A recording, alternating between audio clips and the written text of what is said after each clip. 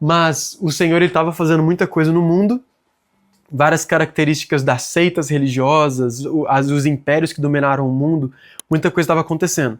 Então depois desse grande tempo de silêncio, a gente vem para a Brit Hadashah, ou o Novo Testamento. A gente vai usar aqui o termo também escritos apostólicos. Foram os escritos dos apóstolos e também líderes da igreja que viraram autoridade ali no tempo da palavra, no nosso tempo, do tempo dos primeiros séculos ali da igreja.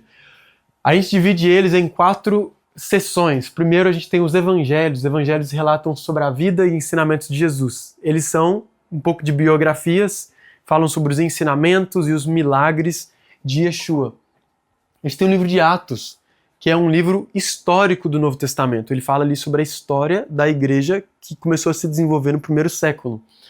Então ele mostra a expansão do evangelho através dos discípulos de Jesus. Ele é um livro que ele foca muito, a gente vai estudar mais sobre ele aqui, ele foca muito na atuação do Espírito Santo através dos discípulos.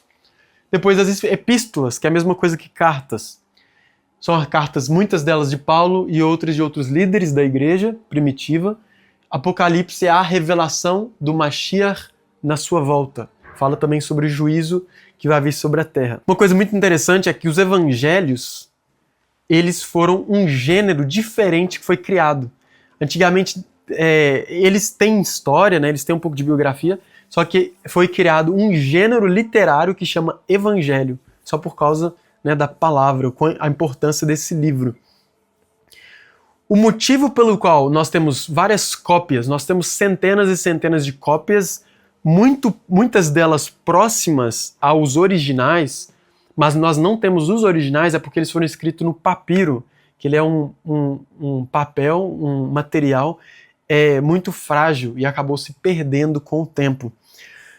Só que eles são, a palavra, né, esses escritos, eles são muito confiáveis e são o documento antigo mais confiável que existe, porque ele tem centenas de cópias e são muito próximas aos originais. A mais próxima, por exemplo, é de 125 depois de Cristo, que é um fragmento de João, que ele é chamado de P52. Eles dividem, então todo o estudo está nos museus, é bem organizado, então é muito confiável. Nós também exploramos mais sobre a vida de Jesus, né, de Yeshua, o seu nascimento, o seu ensino, a sua morte e ressurreição em outras aulas. E nós vamos ver aqui um pouquinho sobre o livro de Atos. Marcelinha, aquele museu lá em Israel, porque lá não é da época então, não? Lá foi cópia? Lá no museu, tem um museu, né, que é um museu famoso de Israel, Museu de Israel, que ele também tem várias coisas da Bíblia, né? Ele tem algumas cópias ali de Qumran e de outras coisas. Aquele museu não foca no Novo Testamento, mas aquele museu, ele tem várias coisas até que são mais antigas. Mas aquelas cópias do que foi achado em Qumran são trechos do livro de Isaías. Elas são algumas coisas, por exemplo, Qumran, que foi encontrado lá perto do Mar Morto, são até mais antigas do que Jesus. A gente só foi encontrar agora, né? Mas vamos dizer assim, da época de Jesus. Essa é a estimativa, que foram os essênios, né, daquela época, antes da destruição do Segundo Templo, eles é que escreveram e deixaram aquilo ali. Só que aí tem vários museus do mundo, tem o Museu da Inglaterra, por exemplo, que tem várias cópias, né, desses escritos dos apóstolos. Tem papiros também, por exemplo, esse documento que eu citei para vocês, só que os originais, a gente não tem eles hoje em dia. A gente tem várias cópias, que são muito próximas umas das outras, as mudanças são muito mínimas, então é um documento muito confiável. O que é o livro de Atos? Um dos versículos para definir o livro de Atos é: recebereis poder ao descer sobre vós o Espírito Santo e sereis minhas testemunhas, tanto em Jerusalém como em toda a Judéia e Samaria até os confins da terra. Para a gente focar no que Deus fez depois de Jesus, através dos discípulos, nós vamos falar um pouquinho sobre o livro de Atos, depois concluir com as epístolas e Apocalipse. Livro de Atos, entrando em mais detalhe, ele é dividido em 3 partes. Primeira parte é testemunhando em Jerusalém, depois testemunhando Judéia e Samaria e depois até os confins da terra. O que está acontecendo ali no livro de Atos depois que Jesus sobe, o Espírito Santo vem sobre os discípulos, e começam milagres a acontecer através dos apóstolos. Existe uma comunidade de judeus e gentios. Então ele começa de uma forma muito interessante a mostrar primeiro uma comunidade que ela era mais voltada para os judeus. Judeus que eram helenistas, ou seja, eram mais influenciados pela cultura grega e vinham de outros lugares. Eles estavam ali junto com os judeus de Jerusalém, Galileia, e eles que falavam, né, ali a língua aramaico e tudo mais. E aí o capítulo 6 ele é super interessante, que ele mostra como a igreja era voltada para comer juntos, porque eles elegem diáconos. E quando a gente pensa em diácono, a gente pensa em igreja, pessoa que recepciona. Só que o diácono lá, ele era para servir às mesas. Então isso fala muito sobre a igreja, né, que eles se reuniam em volta de comer juntos, partiam o pão, tudo mais. Acontece capítulo 7, o primeiro mártir ali, em Atos. Quando eles começam a pregar o evangelho à Judéia e Samaria, a gente vê Filipe, que é um evangelista, ele começa a andar por vários lugares diferentes, pregando o evangelho. Nós vemos uma coisa importante que é relatada, que é a conversão de Paulo, porque depois ele seria usado grandemente ali por Deus para a pregação do evangelho. O nome de Saulo, né? A gente já falou sobre isso, eu acho. O nome de Saulo, ele era Saulo para os gregos, para os judeus, que é Shaul. O nome dele nunca foi Saulo na convivência dele. O nome Saulo é uma tradução do grego do Novo Testamento. E ele era chamado de Paulo pelos gregos. Para os judeus ele era Shaul, esse era o nome dele. E aí o evangelho alcança a primeira família que é reconhecida, o Espírito Santo cai sobre a família e amigos de Cornélio, que é quando o evangelho começa também a ser pregado para as outras nações. Então a gente acompanha um pouquinho aqui a vida de Pedro, e depois, na última parte de Atos, a gente começa a acompanhar muito da vida e das viagens de Paulo. A gente tem a primeira viagem missionária dele, a gente tem um concílio de Jerusalém que define como que vai ser a relação entre as nações e o povo, né, e a lei do Senhor, e depois, o povo judeu, no caso. Depois tem mais viagens de Paulo, até que ele é preso e ele se defende. O livro de Atos ele tem muitos sermões de Paulo pregando, e até que ele é preso em Roma. Ele é preso em Israel, levado para Cesareia e depois enviado para Roma. Outras das seções, então, do Novo Testamento. O que a gente vê? Primeiro a gente vê várias cartas de Paulo que são enviadas para igrejas. Dentro aqui dessa seção de cartas, que é epístolas, nós temos várias delas que são de Paulo. Entre essas cartas que são escritas por Paulo, essa primeira seção a gente pode chamar de cartas doutrinárias ou cartas que são enviadas para igrejas. E essas cartas, Paulo, né, vamos supor assim, que Paulo está aqui com a gente, em Belo Horizonte, ele permanece um tempo, talvez ele até planta uma igreja, e ele vê a igreja crescer, se desenvolver, e depois ele vai para Brasília, por exemplo. Lá de Brasília, ele vai escrever uma carta, era um meio de comunicação, mas também a gente vê vários ensinamentos, doutrina, prática da vida diária dos discípulos. Então, ele envia aquela carta para os belo-horizontinos, por exemplo. Então, esses lugares aqui todos são cidades onde existiam igrejas. Então, esses aqui são cartas aos romanos, aos coríntios. Alguns lugares ele escreveu mais de uma carta porque ele viu necessidade para corrigir alguma doutrina, alguma que não foi entendida muito bem. Então, isso acontecia porque Paulo, ele passava por aquelas cidades, essa era o meio mais fácil de comunicação, ele também tinha pessoas que ajudavam eles. Muitas das vezes os próprios discípulos dele, a gente vai ver exemplos, eles vão com essas cartas, eles mesmo vão com as cartas e eles querem saber daquela igreja como que eles estão. Paulo orava por eles e queria saber, tinha essa comunicação, essa afeição no Messias de como eles estavam, como que estava indo a doutrina, o evangelho, as práticas, a obediência deles. E aquela pessoa também conseguia falar para eles como estava Paulo, os testemunhos. E eles tinham esse tempo de consolar uns aos outros. Então, alguns dos temas que são abordados por essas várias cartas são temas como fé, salvação, justificação, a obra do Messias e várias outras. Então a gente vai ver agora, Paulo escreve também para pessoas, para indivíduos. Quando ele escreve, por exemplo, para Timóteo, que era um grande discípulo dele, Timóteo e Tito eram discípulos de Paulo, ele começa a falar para eles sobre como eles deveriam organizar a igreja. São coisas práticas para eles como líderes do ministério. Então a gente vê Timóteo, que ele ficou em alguns lugares. E a gente vê Tito, ele era alguém que viajava mais. Tito, ele visitava mais igrejas, ele organizava e ungia líderes em várias dessas igrejas que Paulo passou. Então Paulo tinha uma equipe, né, que trabalhava com ele de forma intencional para ver a igreja crescer. Pessoas que ficavam com ele, que aprendiam com ele, que viajavam com ele, e depois alguns deles, como esses exemplos, a gente vê que eram enviados por ele, ou trabalhavam para ele em certo aspecto de ser enviado. A gente vê coisas bem pessoais em algumas cartas, né, que ele escreve falando: traga os pergaminhos que estão em tal cidade, traga o meu casaco que ficou em tal cidade, coisas bem específicas do dia a dia. Então a gente vê coisas bem pastorais de Paulo falando para Timóteo não ter medo, não ficar com medo dele ser tão jovem, em várias dessas coisas. E uma coisa super interessante que a gente vê em Filemon, a carta que Paulo envia para Filemon era um homem rico que... Eu esqueci onde que ele veio, só um instante, deixa eu ver se eu anotei aqui. Filemon, ele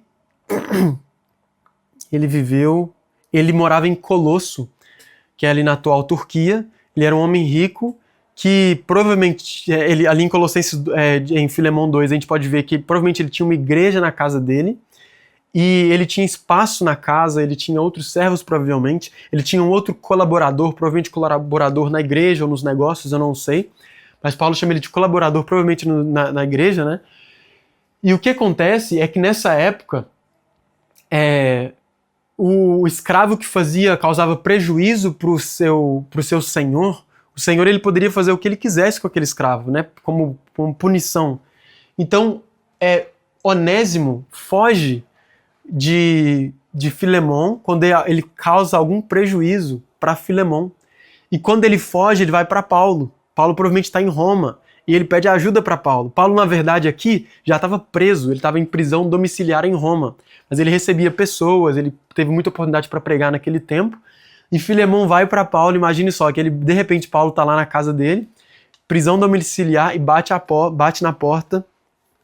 E Onésimo está lá falando: me ajuda, desesperado, né, buscando essa ajuda que ele conhecia Paulo. E aí Paulo vai e escreve para Filemon, falando assim: se por acaso Onésimo causou algum prejuízo, alguma dívida com você, coloca na minha conta. Nós sabemos que ele é o nosso irmão no Senhor, mesmo que ele era escravo, né? Então, mesmo que a Bíblia ela não endossa, ela não é por escravatura, a maioria dos movimentos anti-escravidão foram movimentos de cristãos, pessoas que acreditavam na Bíblia, porque o homem foi criado à imagem e semelhança de Deus. Ele ensina dignidade. Então essa é uma das cartas de exemplo que ela está promovendo ali a reconciliação entre Onésimo e Filemon, né, que era um escravo e o seu senhor. Uma coisa bem interessante. Outras cartas que são escritas, né, algumas delas que não foram escritas por Paulo, elas também são chamadas de cartas gerais. Por quê? Porque elas não foram escritas, na maioria delas, para uma igreja específica, tratando um problema específico. Elas foram escritas, talvez elas tinham uma audiência específica, né? Elas foram escritas para alguém, como Hebreus, por exemplo, só que elas são cartas mais gerais, que não tratam de problemas na igreja específico. Hebreus, nós não sabemos o autor em específico, muitos acreditam que é Paulo, porque algumas formas de escrever é parecido com ele, e ele fala sobre a supremacia do Messias. Ele fala sobre a supremacia dele sobre os profetas, sobre os anjos, sobre Moisés, sobre o sacerdócio levítico, sobre os sacrifícios do templo, que ele é melhor, ele é superior a todas essas coisas. Depois a gente vê a epístola de Tiago, né? Tiago também escreve para aqueles que estão dispersos, que ele fala. Ele fala sobre a fé que é demonstrada por obras. 1 e 2 Pedro, também ele escreve de uma forma geral. E Judas, os dois, eles vêm combater falsos ensinos que estavam entrando, né, na igreja. Estavam entrando na comunidade daqueles que creem. E o último livro que nós vemos, sim. Esse Judas, é irmão de Jesus? Esse Judas, ele era um dos apóstolos de Jesus. Eles eram um dos discípulos. Então, tinha um Judas. O Judas apóstolo... Para lembrar dos nomes aqui. Irmão de Jesus, lembra? Sim, provavelmente este Judas não era irmão de Jesus. Tiago era irmão de Jesus. Acredita-se que Judas era um dos discípulos. Tinham 2 Judas, né? Um era os Iscariotes. Tinham 2 Simãos. Um era Simão Pedro. Tinham 2 Tiagos também. Naquela época esse não é nome de Judas. Hoje ninguém põe nome de Judas. Sabe o que é engraçado? O nome de Judas é Judá. O nome de Judas é Yehudá. Então ninguém pensa nisso, mas Judá, quando alguém coloca o nome de Judá, é Judas. No original é o mesmo nome. Só que aí o nome Judá fica famoso, né? Judas eles traduziram diferente para não... eu não sei qual que é o processo exatamente da tradução, mas o grego do Novo Testamento, que foi traduzido, o nome provavelmente pegou a tradução diferente, que foi para... E aí quando eles foram traduzir Judá do português direto do hebraico, aí a tradução ficou um pouco diferente do que... Não tem J no hebraico. Então é I, né? Nesse caso aqui os dois ficaram com J. Mas vamos lá, o último livro, Apocalipse. O que é Apocalipse? É a revelação do Senhor. O mais interessante é que Apocalipse começa falando é o único livro que fala que a pessoa que lê aquele livro, ela é abençoada. Ela é abençoada porque ela vai ter provavelmente um temor do Senhor, ela vai saber propósito e o final. Então fala que é um livro abençoado. E é o único livro que termina falando aquele que mudar as palavras desse livro, e é interessante estar na Bíblia também, está falando sobre a Bíblia. Só que também aquele livro fala assim, aquele que mudar as palavras desse livro, ou acrescentar alguma coisa, ele não terá parte, né, na árvore da vida e na herança na árvore da vida do nosso Senhor. Então ele começa ali falando sobre o Messias, né, na sua glória, sobre os Espíritos de Deus, né, no candelabro, né, as 7 lâmpadas que ele fala, e depois ele escreve cartas às igrejas. Essas cartas, elas são igrejas de verdade, que estão na atual Turquia, Esmirna, quais são as outras mesmo? Pérgamo, Tiatira, tem várias, são 7. Inclusive eu já fui, e todas são ruínas hoje, mas a mensagem, ela é eterna, né? A mensagem ela pode ser interpretada como mensagens para tempos que a igreja vive, ou mensagens são proféticas, que igrejas diferentes, em tempos diferentes, podem estar vivendo. Então são mensagens de advertência, mensagens que ele fala bem, né, que ele fala algo bom deles, mas também chama eles para irem a lugares mais altos, né, em obediência e tudo mais. Continuar em perseverança mesmo no sofrimento. Depois a gente começa a ter algumas visões que João tem, e o principal do livro de Apocalipse, a estrutura dele vem em volta dos selos, das trombetas, e depois aqui vem as taças depois, que são esses juízos maiores. A gente consegue ver, de uma forma muito interessante, que as trombetas e as taças, elas têm muitas coisas que são similares entre si. Por exemplo, ali nas primeiras taças, a gente vê que fala sobre alguma coisa que vai vir sobre as águas, e aí isso acontece sobre as árvores. Então é como se fosse, a gente não sabe se é um paralelo, as trombetas e as taças, ou se às vezes as taças são um nível maior daquilo que as trombetas já estavam falando. O último selo, ele é como se ele abrisse, o último selo são as trombetas. O último selo é que as trombetas começaram a ser abertas, ali no livro de Apocalipse. E aí, o último selo existe silêncio no céu, e depois as trombetas começam a ser tocadas ou a acontecer. E depois, para o final do livro de Apocalipse, um livro muito interessante, que ele tem muitas coisas simbólicas, né? Muitas das visões são reais, João está nos céus, ele está vendo, mas muitas coisas também são simbólicas, representando nações, representando Satanás. E a gente tem que saber entender, né, que são coisas futuras, mas também que tem coisas reais e simbólicas, e como aquelas coisas que são simbólicas se aplicam, né, para a nossa vida, ou para o que vai acontecer escatologicamente. Sempre estudar Apocalipse. Apocalipse é um livro que tem que dar esperança para nós, porque a mensagem clara o Senhor está voltando.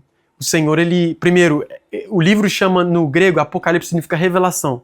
Então ela é a revelação não do desespero, do juízo, ela é a revelação do Senhor Jesus. E é assim que o livro começa. Revelação do Senhor Jesus. Então, se é a revelação dele, é a revelação do seu amor, da sua glória, mas também do seu juízo. Ou seja, fala... Quando a gente era adolescente, Ah. esse medo vem desde adolescente, né? Os pastores antigamente, sei lá, os pais da gente sempre falavam, nossa, você vai ficar deixado, né? Apocalipse. Então, Apocalipse pra gente era sempre aquela coisa de temor mesmo, né? Existe a perseguição, né, que vai acontecer, e que vai acontecer muito, né, de forma muito intensa, mais do que nunca houve antes. Alguns também usaram, né, Apocalipse, ou na verdade nem Apocalipse, mas outros livros, para ter uma interpretação dos deixados para trás. Nós vamos ter uma aula que a gente vai entrar mais sobre escatologia, fim dos tempos. E Apocalipse, como a igreja passava por perseguição, não era algo muito fora do comum para eles falar sobre vai haver perseguição, só que a mensagem de esperança até aquele que perseverar até o final é Jesus vai voltar, ele vai restaurar todas as coisas. Inclusive, quando termina, né, aqui pro final de Apocalipse, ele fala sobre novos céus e nova terra, e ele conclui com alguns convites muito interessantes. O convite dele é o quê? É encorajando as pessoas. Ele fala, estas palavras são fiéis e verdadeiras. Apocalipse 22. Eis que venho sem demora, e comigo está a recompensa que tenho para retribuir a cada um segundo as suas obras. E aí no final ele vem falando, o Espírito e a noiva dizem vem, aquele que ouve, ou diga vem, aquele que tem sede venha, aquele que quiser receba de graça a água da vida. E ele termina falando, ora vem, né, Maranata, ora vem, Senhor Jesus, amém, né, ou graça. Então é um livro muito poderoso que nos dá esperança, ele abençoa aquele que lê, porque ele traz esse temor do Senhor, ele traz esperança da vinda, né? Ainda mais que a pregação da igreja primitiva, dos apóstolos, ela sempre foi uma pregação que é o quê? Arrependa-se, o Senhor está próximo. O livro de Apocalipse é, o Senhor está vindo, a vinda dele é real, é verdadeiro, e nós podemos ter essa esperança. Então, vou deixar aqui para vocês verem, esses aqui são os gêneros literários na Bíblia. A gente viu a Bíblia de Gênesis, Apocalipse, toda a história, eles têm vários gêneros, né? Um dos gêneros que não está aqui é os evangelhos que eu falei, que é um novo gênero literário. O gênero apocalíptico tem a ver com profecias do final dos tempos, que é Daniel e outro Apocalipse. Então existem todos esses gêneros aqui, e dá pra gente ver que a Bíblia, ela é um livro que ela trata a sociedade, o ser humano, em várias áreas de formas diferentes. Ou seja, a riqueza textual, tanto de poesia, como de coisas que são mais para a sociedade, para a estrutura da sociedade. Existem ali coisas que lidam com a alma, né, lidam com relacionamento, com dinheiro. A Bíblia é um livro completo, né, que vem nos dar esse direcionamento, vem falar... Cada livro ele também tem que ser entendido no seu contexto e para o público-alvo, né, para quem ele foi escrito. Mas ao mesmo tempo nós conseguimos absorver, a palavra ela foi escrita inspirada pelo Espírito, então também eu acredito que é através do Espírito que nós recebemos realmente, né, significado, palavra viva para nós hoje, sem perder o contexto original, né, que pode distorcer com heresias aquilo que a palavra está falando. Mas é através do Espírito que eu acredito que não só o livro de Apocalipse, mas todos eles são entendidos.